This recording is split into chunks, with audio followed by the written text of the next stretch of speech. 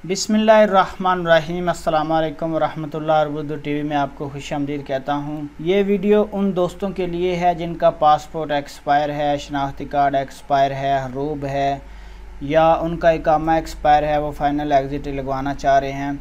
तो ये वीडियो उन लोगों के लिए है और वो मदीना शरीफ के आसपास में मुकीम हैं, रहते हैं। तो consulate general of Pakistan Jeddah की जानिब से एक अहम ऐलान आपके साथ शेयर करूंगा। Consular general of Pakistan Jeddah की टीम मदीना अल मुनव्वरा में आ रही है 6 से 7 मई 2022 बरोज़ जुमा और हफ्ता यानी आज से 2 दिन बाद जुमातुल मुबारक 6 मई 2022 को सुबह 8:30 बजे से लेकर 11:30 बजे तक और उसके बाद 2:30 बजे से लेकर 5 बजे तक। उससे अगले दिन बरोज़ हफ्ता 7 मई 2022 सुबह 8:30 से 12 बजे तक मदीना शरीफ में मौजूद रहेगी, जो बामुकाम पाकिस्तानी हाउस मदीना अल मुनव्वरा। फ़ोन नंबर आपके साथ शेयर कर देता हूँ 01482500782 ये फ़ोन नंबर है। आप इससे कॉल करके रब्ता कर सकते हैं।